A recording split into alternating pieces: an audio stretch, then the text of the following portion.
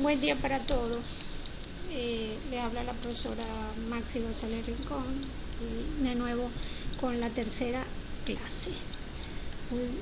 Al respecto del área específica de hematología, que arrancamos hablando acerca de la extracción de muestras sanguíneas, tipos de muestras sanguíneas, sistemas de extracción, así como las posibles complicaciones que es la sangre, nociones básicas, y el empleo pues de los anticoagulantes, qué importancia tienen en hematología. En una segunda clase pues se continuó con el extendido sanguíneo, técnicas para realizar el extendido sanguíneo, causas de error más comunes y la utilidad clínica principal del extendido sanguíneo. Para culminar con esta tercera clase acerca de las tinciones de rutina en hematología. ¿Qué vamos a hacer con ese extendido sanguíneo una vez que lo hayamos realizado? Se va a someter a las llamadas tinciones de rutina en hematología, de las cuales vamos a hablar en esta clase. Sus principios básicos y los procedimientos y causas de error y cómo corregir esos errores que se pueden cometer durante las llamadas el llamado procedimiento de tinciones de rutina en hematología.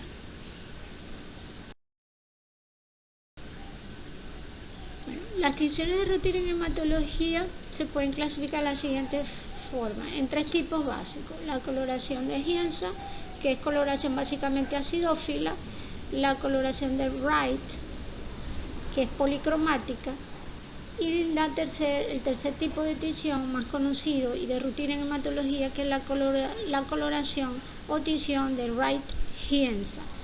Esto es una coloración combinada que utiliza la coloración de Hienza junto con la de Wright, que se puede decir que es la que le otorga este tercer tipo de tinción una tinción más completa y de mayor resolución al extendido sanguíneo. Sin embargo, pues se necesitan dos tipos de colorantes, y esto en muchos casos aumenta el costo del examen por sí mismo, y por eso en la mayor parte de los lugares realizan la primera que les he nombrado, que es la coloración de Hienza. Empecemos en primer lugar con la coloración de Wright.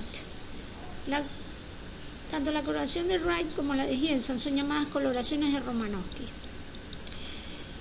En el caso particular de Wright, es considerada una coloración policromática porque ella es capaz de teñir tanto de manera bastante amplia los componentes del núcleo como los citoplasmáticos, y colorea tanto elementos ácidos como básicos.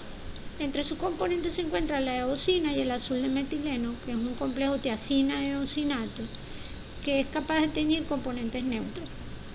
El azul de metileno libre, que es básica y colorea componentes ácidos como el núcleo, el ácido desoxirribonucleico ADN o el ácido ribonucleico; y la eosina libre, que es ácida y que colorea componentes básicos como los que podemos conseguir a nivel del citoplasma, los llamados organelos y algunas granulaciones que pueden tener en particular citoplasmática los leucocitos.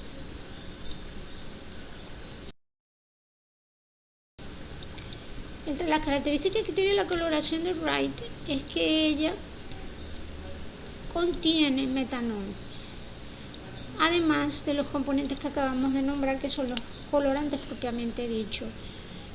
Y por tanto, el metanol, que es un alcohol, él se encarga de fijar las células, y los componentes propiamente, que son los que tiñen la célula, por supuesto, tienen esa función conjuntamente con el buffer, que es el que se utiliza generalmente, el de fosfato de sodio, a un pH 6.4, y si no tenemos un buffer de fosfato de sodio a 0,05 molar, se puede utilizar agua destilada que ya tenga tiempo de haber sido destilada y que tenga un pH entre 6,4 y 6,8, que esta se emplearía para diluir los componentes propios de la tinción que acabamos de mencionar, la eosina, el azul de metileno y el llamado complejo eosinato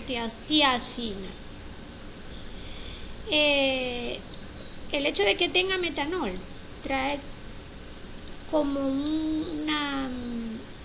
diríamos, una ventaja por parte de la coloración de Wright, que al mismo tiempo que fija la preparación para que las células no se deformen por su contenido propio de agua, al mismo tiempo se está tiñendo su contenido interno, llámese núcleo, citoplasma. Entonces, la coloración de Wright incluye los dos pasos: fijación de la célula y tinción propiamente dicho.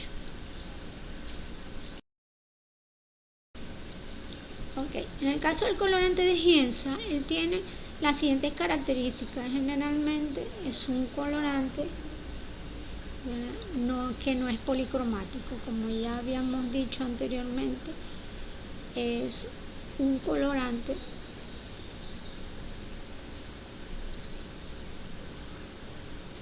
que colorea las partes ácidas, pero es un colorante básico que colorea los componentes celulares ácidos, como el núcleo. Él, como no contiene dentro de su preparación el metanol, porque el Gienza se diluye con agua para su preparación como tal, debe incluir una fase previa de fijación con metanol, a diferencia de la coloración de Wright, que sí tiene dentro de su preparación como colorante un alcohol, que es el metanol, y que fija las células. Es necesario que las células sean fijadas si no van a ser coloreadas de inmediato, en el caso de que no se utilice un colorante de Wright. Una vez que se hace el extendido y se seca, debe ser fijado con metanol y luego coloreado, en este caso, con Gienza o cualquier otro colorante. En el caso, por supuesto, que con lo que se cuenta sea el Gienza. ¿Qué ventajas tiene el Gienza? Que es de fácil preparación y en comparación con el Wright es más económico. Las desventajas es que los glóbulos rojos tienen cierta distorsión tintorial, porque al ser él un colorante básico que colorea componentes ácidos, colorea mucho mejor los núcleos y tiene menos resolución para el citoplasma. En el caso de los glóbulos rojos que no tienen núcleo, colorea de una manera distorsionada el interior de los glóbulos rojos y en particular la hemoglobina, porque la hemoglobina, en vez de verse rosada, se ve azulada.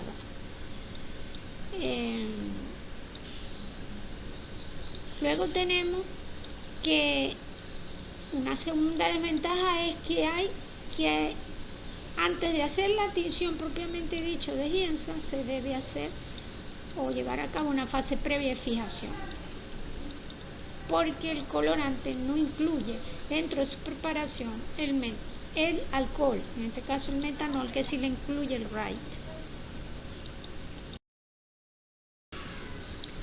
Bueno, con respecto a la coloración de Gienza, su característica y procedimiento, vamos a decir, una vez que ya se tiene listo el extendido sanguíneo y este se ha secado, este se debe colocar sobre una bandeja de coloración, ¿no?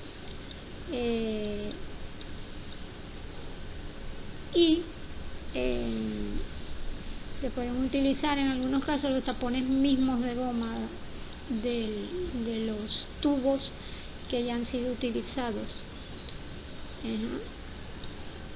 para que quede, lo importante es que quede bien equilibrada la lámina o las láminas, en caso de que no se tenga los soportes apropiados para la tinción. Se debe colocar, ¿verdad?, gota a gota el metanol, cubriendo la lámina por completo y el extendido también, y se deja por 3 a 5 minutos. Aquí dice que no se debe permitir que se derrame o se evapore, ya que se estropea la muestra. Sin embargo, el metanol al poco tiempo, pues, de esos 3 minutos ya se ha evaporado. Lo importante es que no lo volquemos antes, que lo dejemos así tal cual, sin volcar, durante esos 3 a 5 minutos.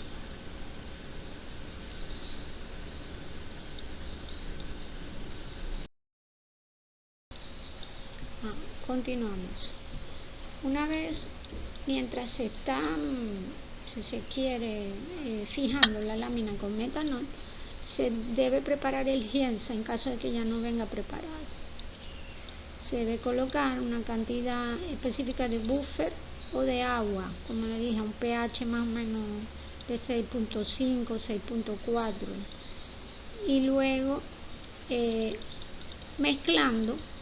Generalmente se mezclan, cada lámina necesita como alrededor de entre 2 y 3 ml, dependiendo del número de muestras que tengamos. Tenemos que preparar un número determinado de ml y debemos calcular cuánto debemos agregar de buffer versus gienza.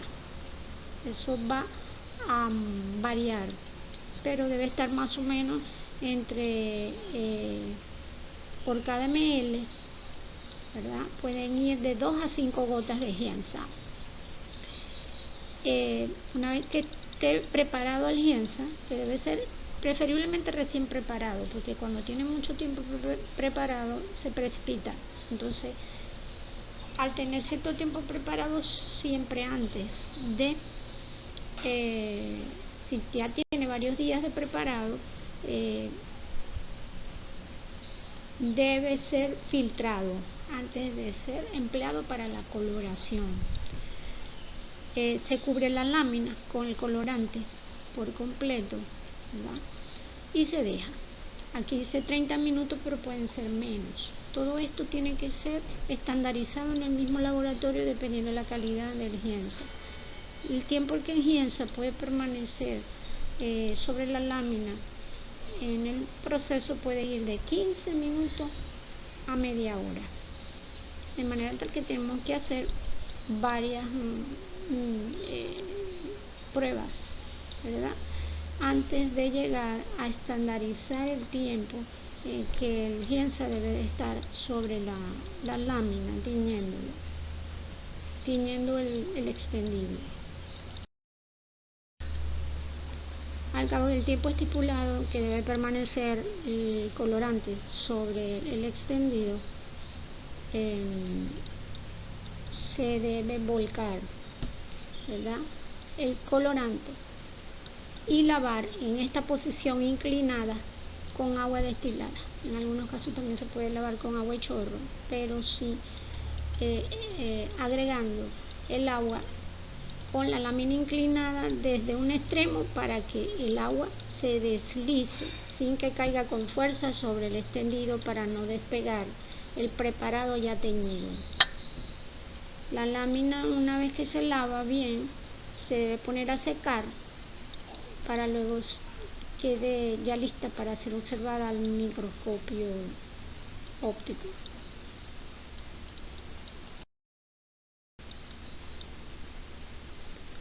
Una vez que la lámina ya se ha lavado, ¿verdad?, y se ha secado, siempre al reverso de la lámina se debe limpiar con una gasa humedecida el resto del colorante que puede caer en el reverso de la lámina y que puede obstaculizar su visualización al microscopio óptico. Las observaciones de las células sanguíneas tienen que hacerse generalmente con objetivo de inmersión, utilizando aceite de inmersión entre la lámina y que tiene el extendido coloreado y el objetivo de 100x.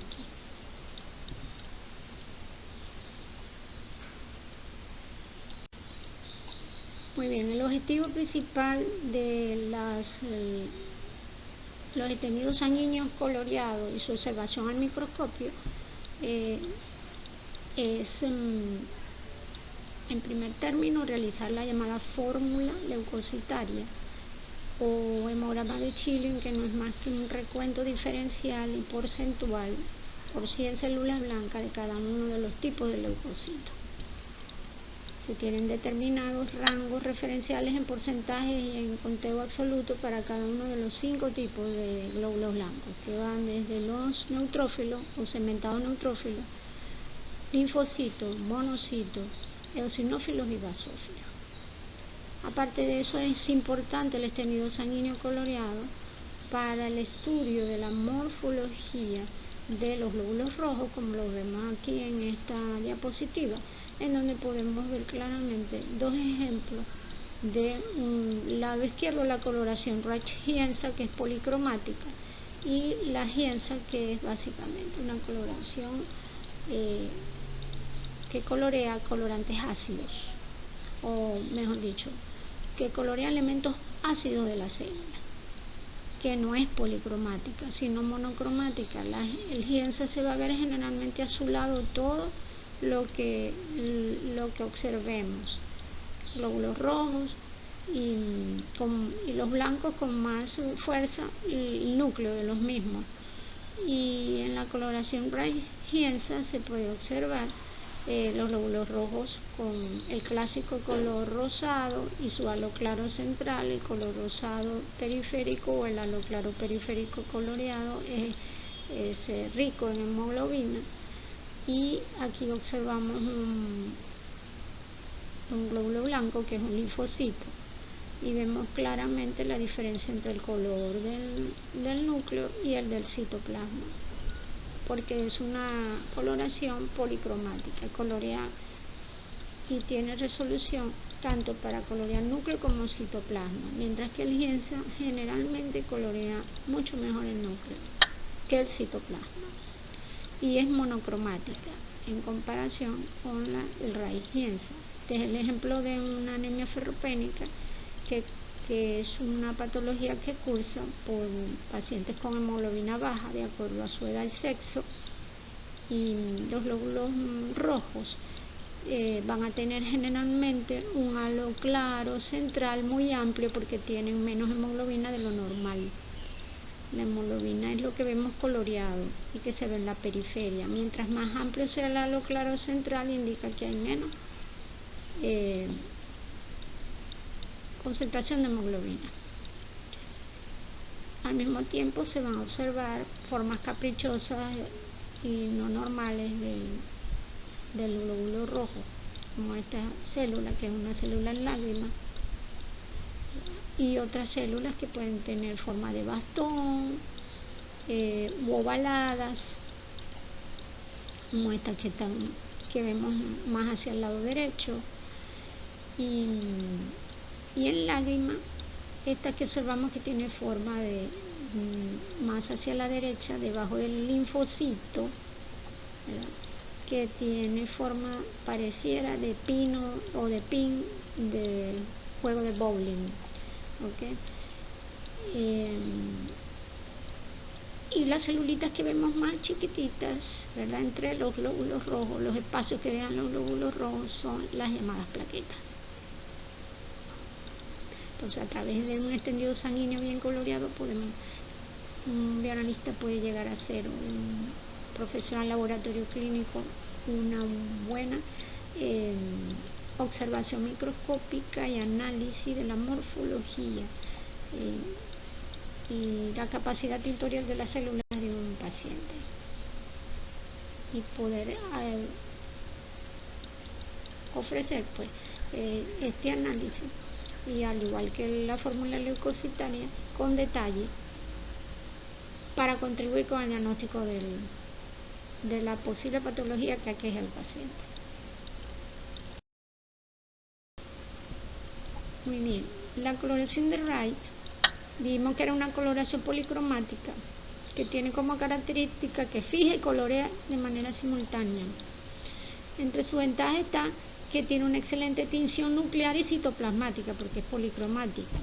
Colorea tanto elementos ácidos como básicos de la célula sanguínea. Integra la fijación y la tinción en un solo proceso. Entre las desventajas es que es un colorante costoso en comparación con el ginseng, que la preparación y utilización de un buffer, como es el fosfato dibásico de sodio al 1% y el fosfato monobásico de potasio y agua destilada, puede aumentar el costo.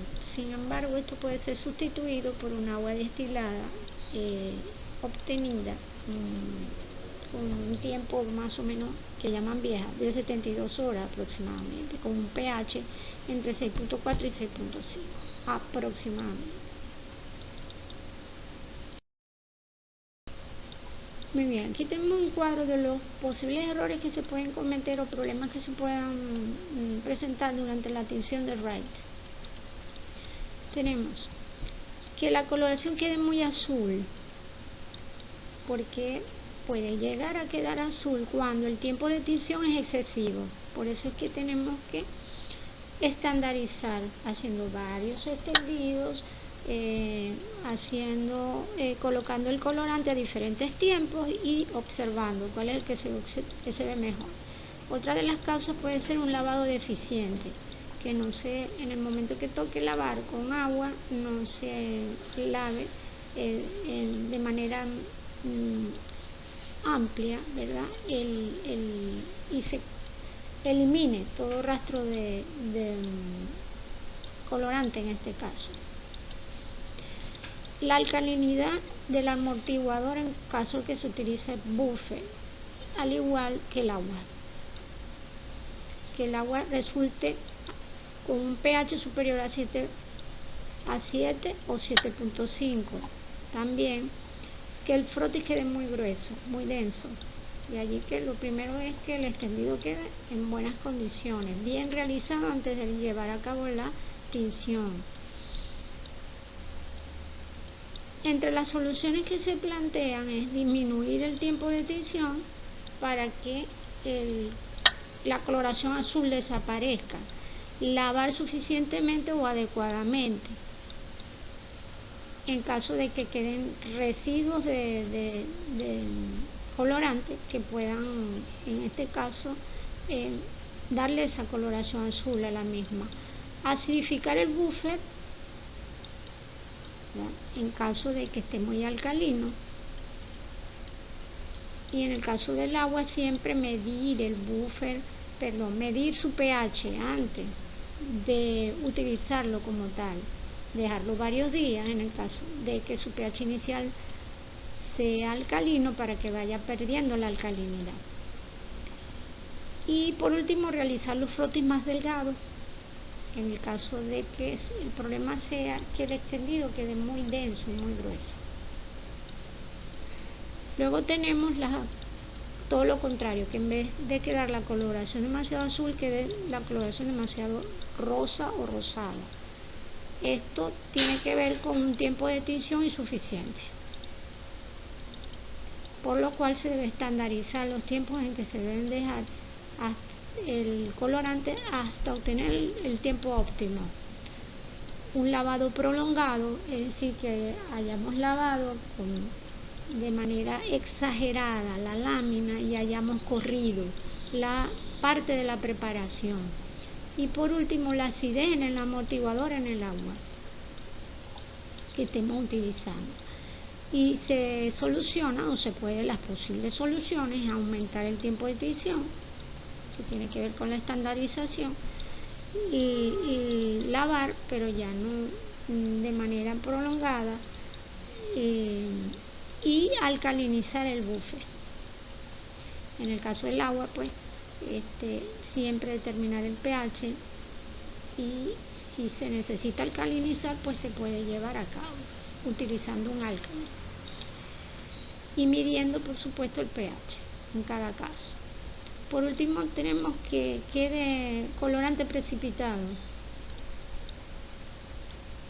Resulta cuando el colorante ya tiene tiempo preparado y siempre antes de llevar a cabo la tinción se debe filtrar.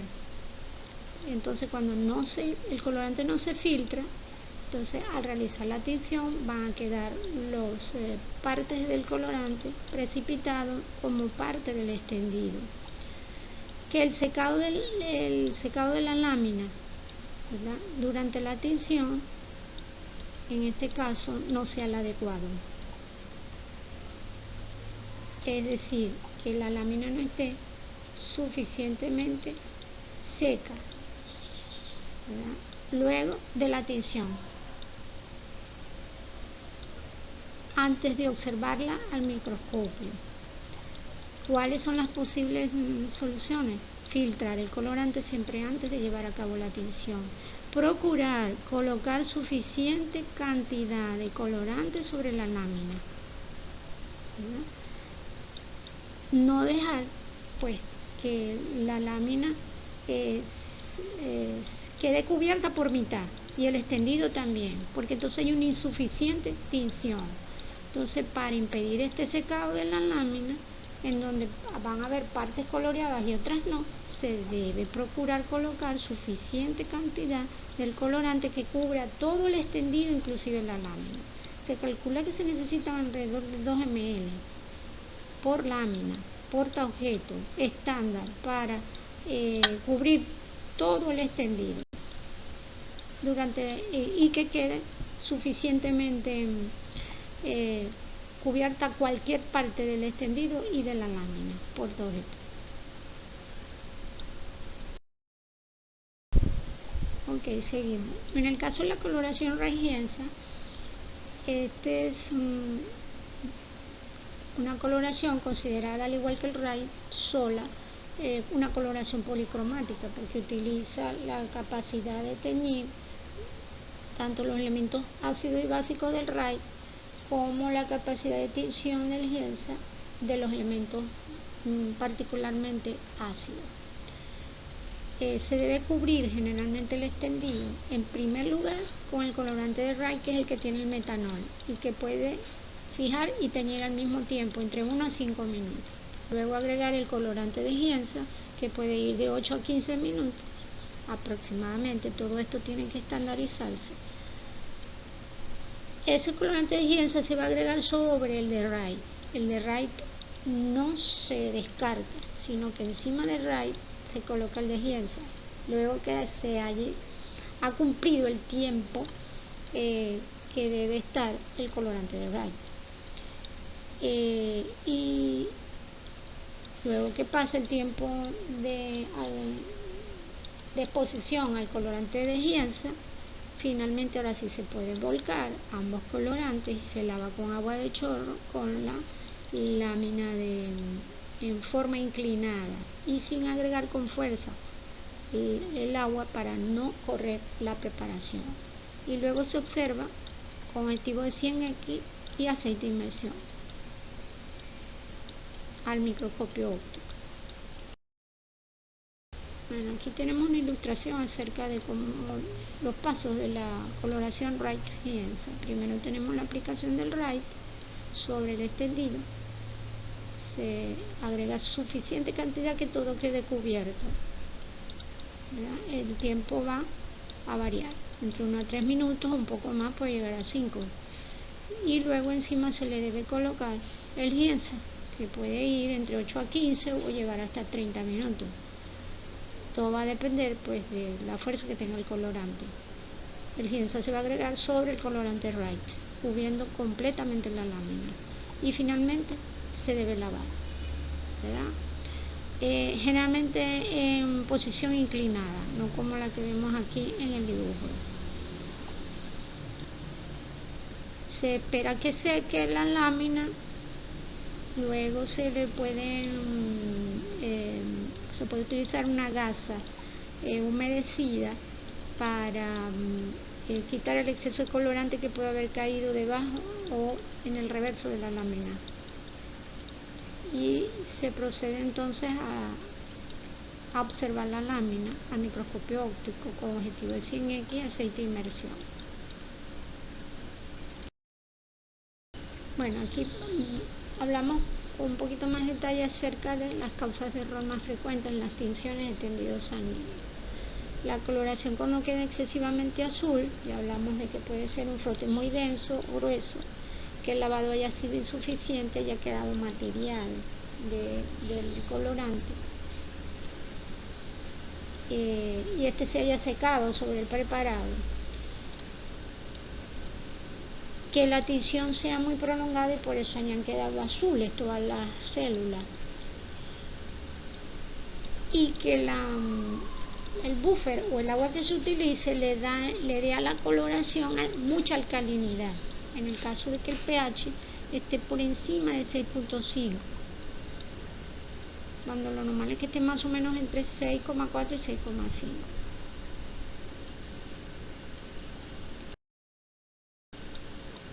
Ok, seguimos con las causas de error más frecuentes en las tinciones del extendido sanguíneo. Tenemos en segundo término cuando la coloración queda excesivamente rosada. Decimos que el buffer o el colorante está ácido, ¿no? Generalmente es la causa de error más frecuente. Existen otras de las cuales ya hablamos en el cuadro anterior. La presencia de precipitado, porque la tinción o fijación sea prolongada, y también cuando no se filtra previamente el colorante antes de colocarlo, antes de su uso, y dependiendo del tiempo que tenga preparado, se van a ir acumulando, se va a ir precipitando, y este precipitado se puede eliminar con una filtración previa a su utilización en la tinción.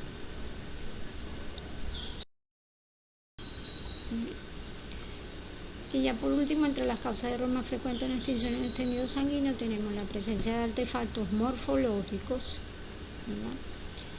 que pueden ser unos propios de las células que hayan sufrido destrucción durante la tinción por una mala fijación, o en dado caso por haber esperado mucho tiempo antes de teñirlo sin haberlo fijado previamente, y la presencia de grasa o suciedad en el portaobjeto. Esto es muy importante, por eso es que antes de hacer el extendido lo principal debe ser realizar una escrupulosa limpieza tanto del portaobjeto extensor como el portaobjeto sobre el cual va a quedar el extendido sanguíneo, y no esperar mucho tiempo antes de realizar la tinción. Si se necesita esperar porque los extendidos no pueden ser teñidos en el lugar donde se realizaron, deben ser fijados con metanol, y ya luego que queden fijados con el metanol, protegerlos del polvo y llevarlos al sitio pues en donde vayan a ser teñidos. Y por último tenemos la hidratación de los hematíes.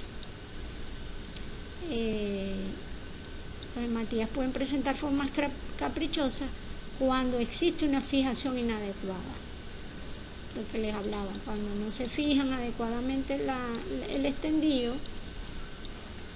y se deja pasar mucho tiempo luego de realizarlo para teñirlo, es decir, más de 10 minutos, 15 minutos, tiene que ser fijado previamente con metanol de manera adecuada para luego realizar, ya sea 1 hora, 2 horas después, la tinción. La fijación con metanol impide, por tanto, la deformación de la célula.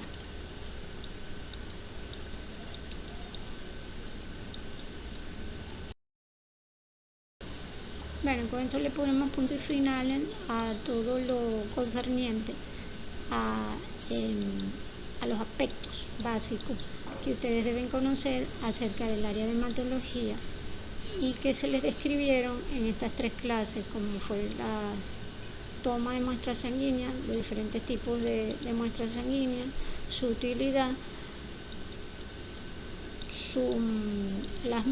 los diferentes métodos de extracción de las mismas y sistemas, el empleo de los anticoagulantes y la composición de la sangre, seguido de la realización o técnicas de extendido sanguíneo, y por último las tinciones de rutina en hematología, las causas de error más frecuentes y la utilidad clínica básica de todo extendido sanguíneo coloreado. Muchas gracias a todos por su atención y estamos entonces al pendiente para que tengamos una reunión virtual para responder las dudas que puedan tener al respecto del material una vez que ustedes lo escuchen y lo visualicen. Muchas gracias a todos por su atención.